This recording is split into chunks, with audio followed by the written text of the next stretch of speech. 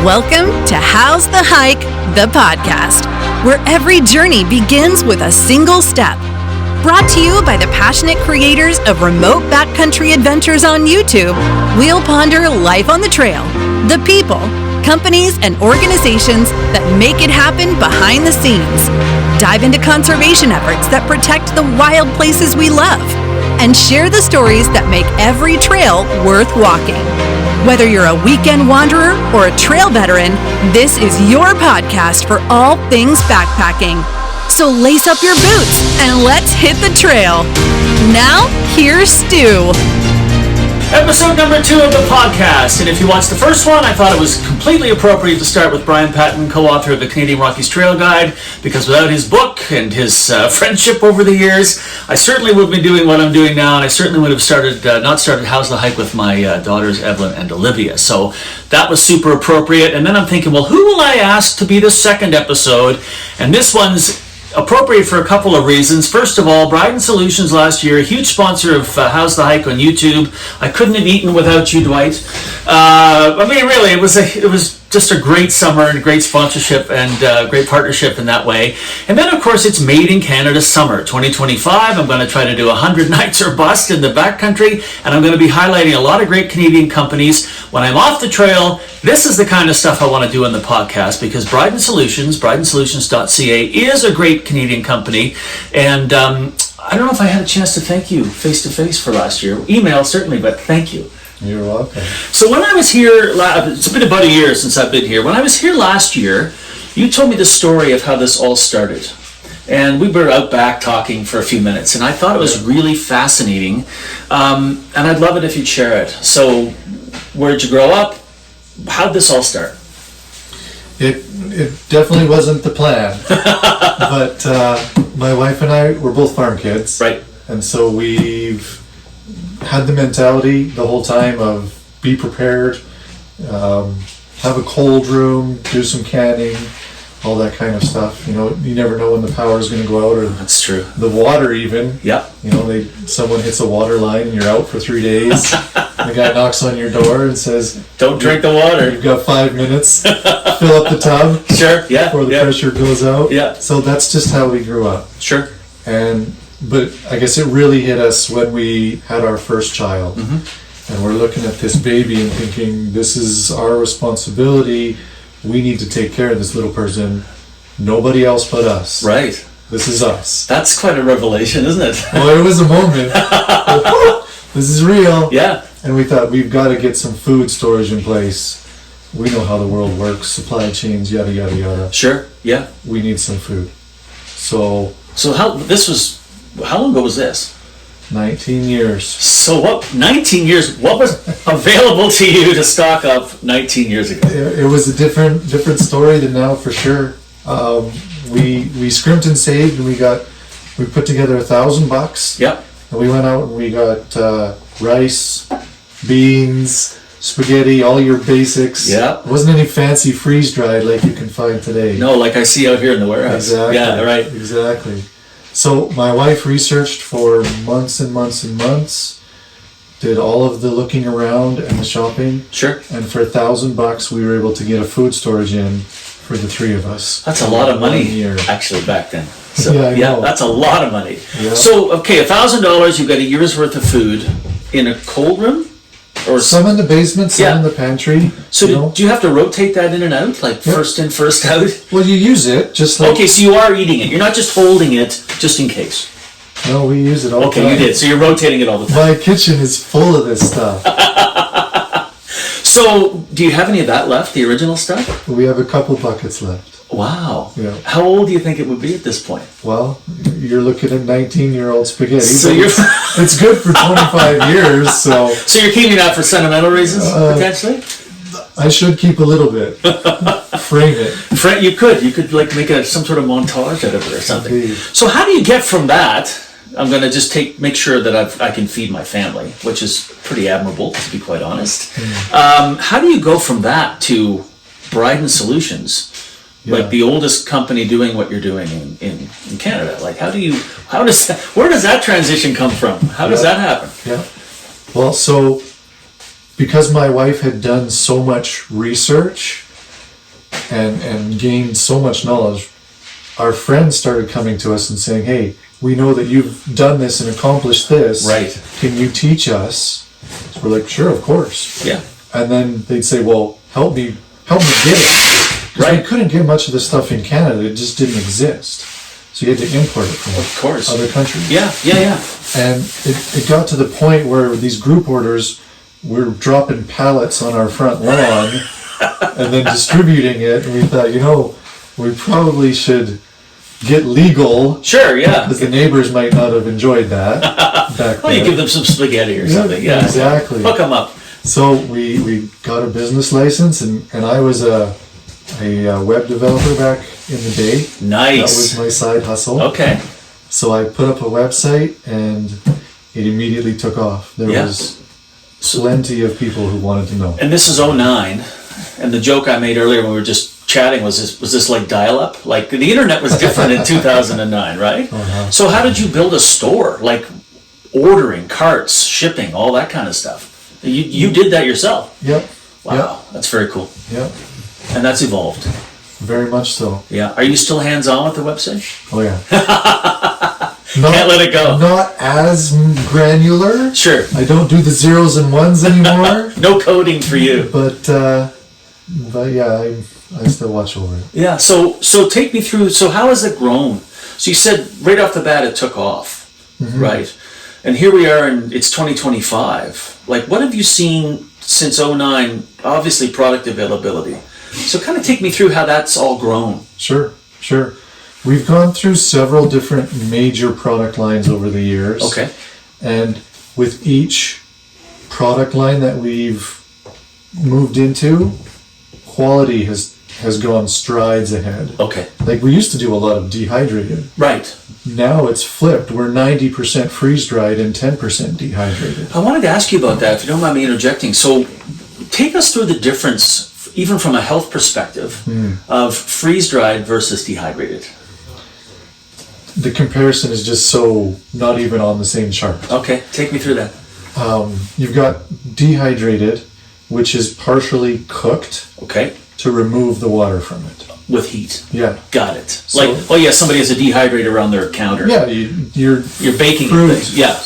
Yeah. Okay. The fruit leather that your mom used to make. That's right. Ooh. That's dehydrated. Right. So it still tastes okay. Yeah. But in terms of like all of your basics, like a bean or something, it takes forever to rehydrate Right. a dehydrated bean. Okay. You just got to cook it and cook it and cook it, and compared to a freeze-dried, which is just add water and eat. Yeah. Even cold soak it. You could cold soak it. Or you can, like with the fruits and veggies, you can just eat it straight out of the package. Oh, really? Yeah. I didn't know that. So most of mine, I don't even rehydrate. Let's try some broccoli after.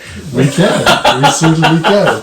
Well, that's the thing too, like product availability. Like when I walked in here, it's been a year, but I mean, even looking at the number 10 cans, there's things there that I don't think I saw last year.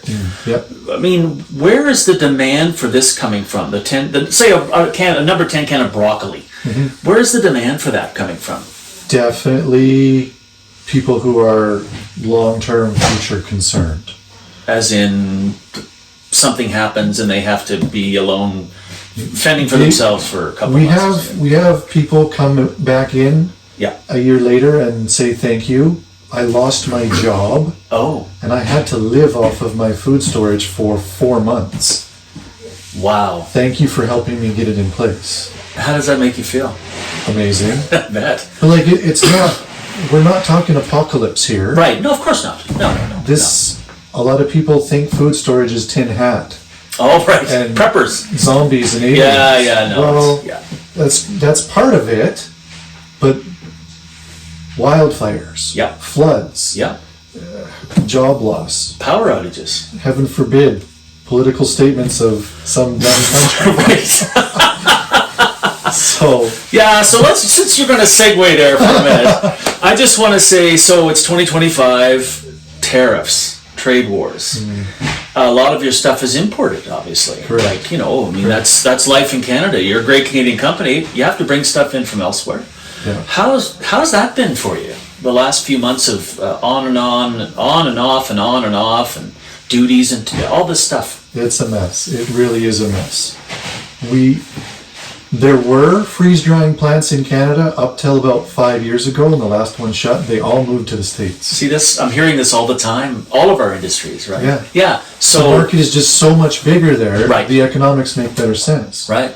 So with minimal freeze-drying capacity in Canada, Yeah. if that's the product we want, we have to bring it in. Right. Of course. And Yeah. it's been absolute crazy. So how are you managing that? Like, what's the plan? To watch and listen and, Yeah. and wait. We stocked up heavy pre-Trump coming in. Right. And Because you saw the writing on the wall. oh yeah. Yeah. You could see that one coming a mile away. Yeah. And now we're just kind of in holding, watching and seeing. We've brought in a few shipments Yep. and paid tariffs on them. Oh, you have? And Okay. it's been nasty. But if we want the product Right. and you don't want to wait 6 months, Right. you got to do it. So you're having any issues like with, we go back to your website and I'm assuming most of your business comes from online. Yep. Yeah. So any product availability issues as a result as well? Yes. Okay. And we're teetering on many. Okay. You're right on the Already. edge. Yeah. So it's we'll see what happens.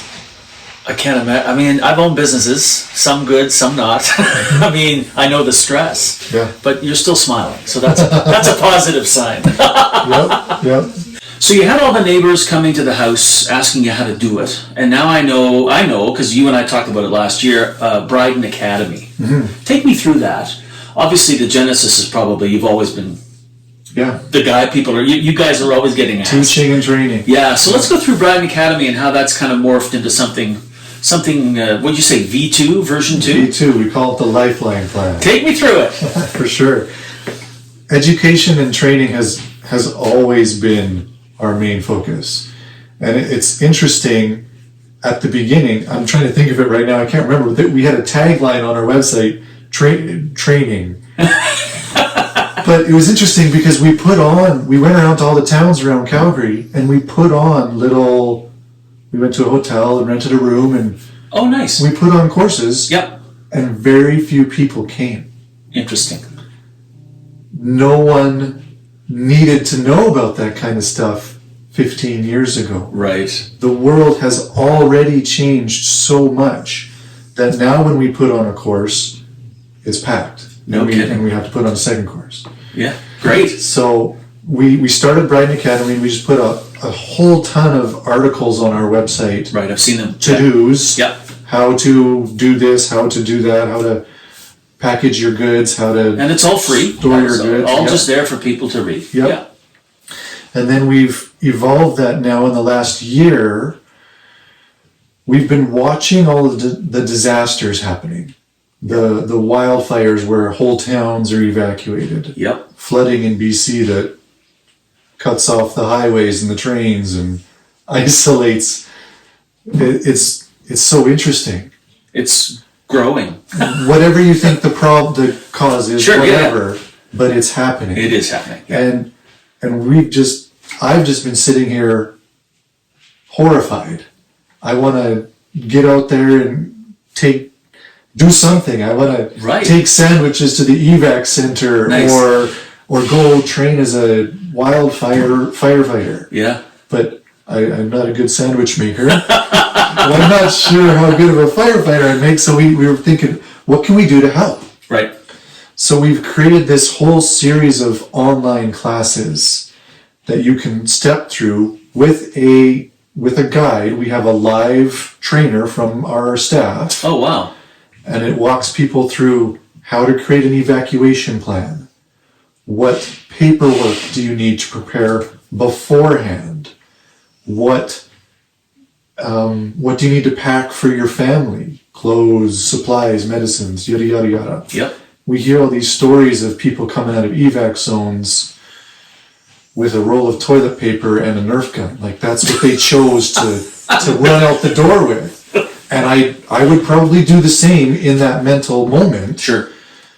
But so we put these courses together to help people prepare for all of these crazy things going on. And these are just on your website, bridensolutions.ca. Yeah. It's interesting you talk about that, because I think there's a gap between experiences. So you grew up on a farm, there were power outages, the water would go out. I grew up in rural New Brunswick, exactly the same. If a big storm was coming, you poured off the water in the tub so you could flush the toilet, you filled up pots so you could cook.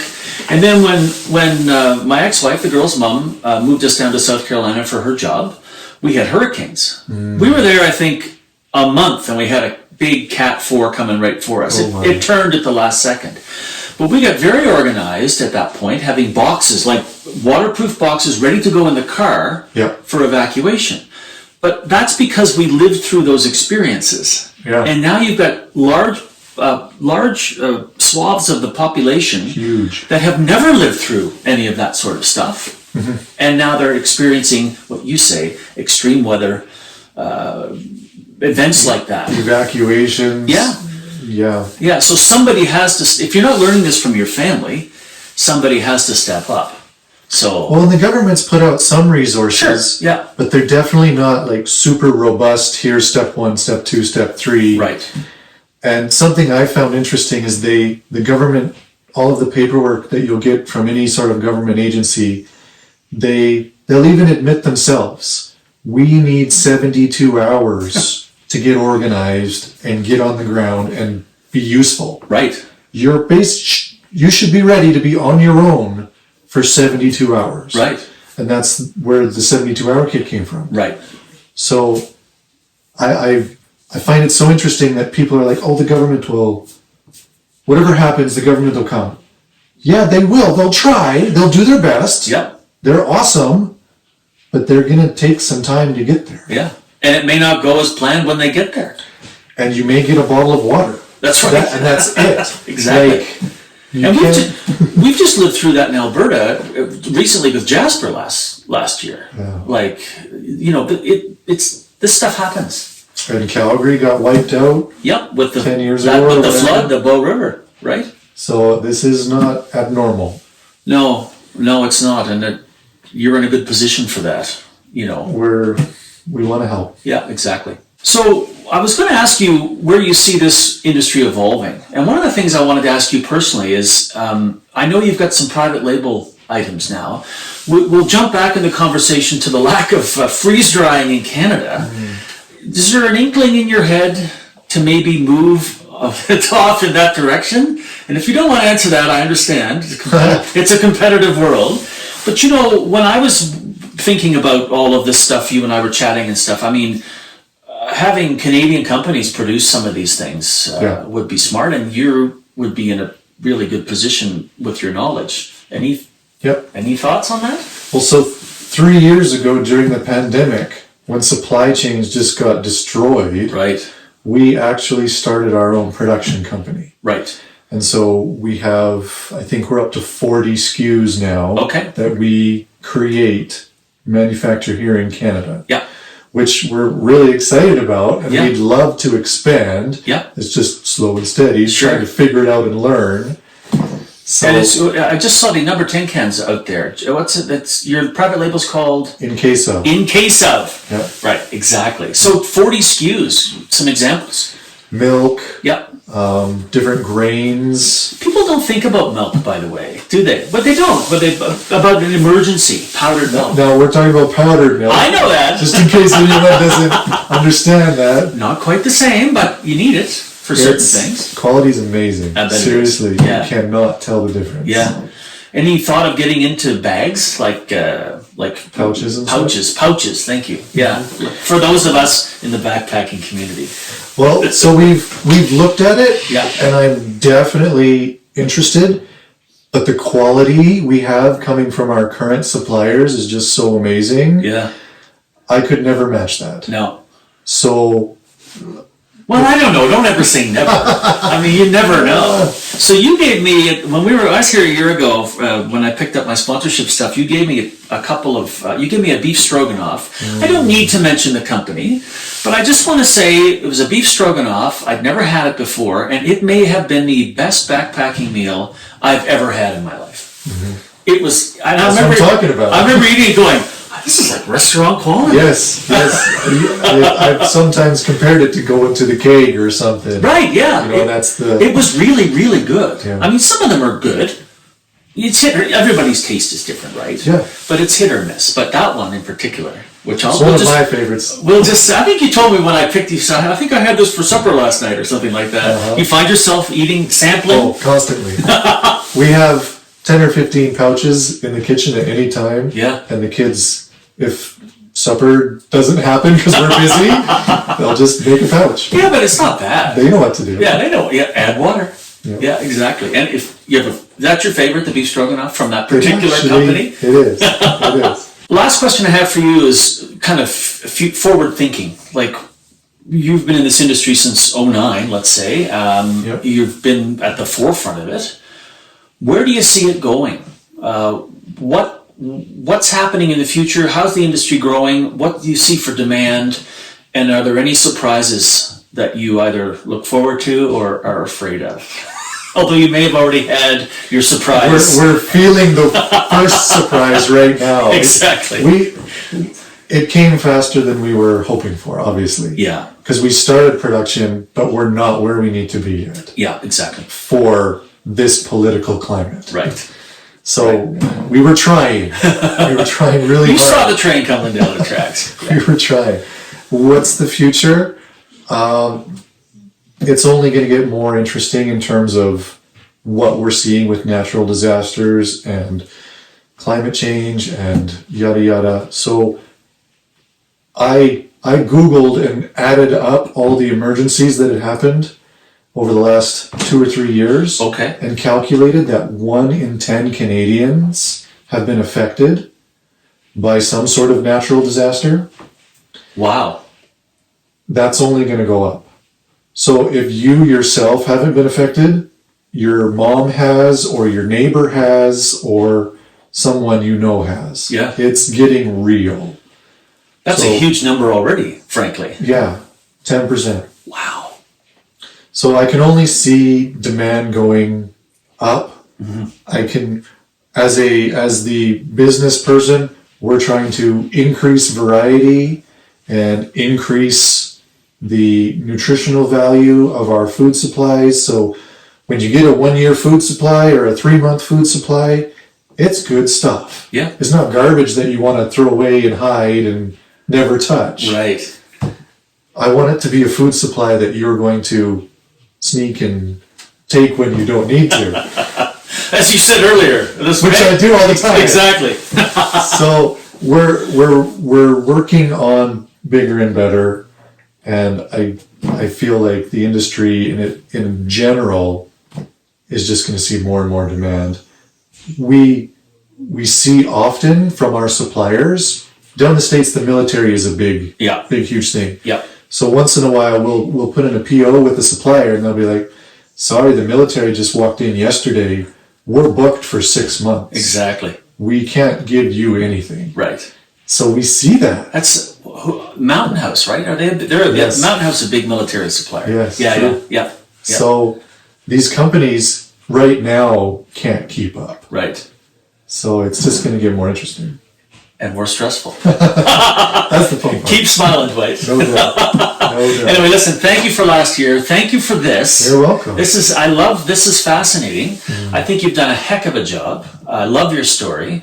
And a great Canadian company. Thank you. As we do Made in Canada 2025. Follow me on YouTube for more of that. Follow me on your podcast platform, Apple, Spotify, and Google YouTube, whatever they call their podcasts. And if you'd like to join, we have a special tier on Patreon. I think it's $5 a month. And you get early access to all the podcast episodes and some other treats from me along the way, although not any of my freeze-dried meals. Those are sacred. Those are sacred. Dwight, thanks for being here, man, and thank you for everything. And thank you for listening or watching. See you next time.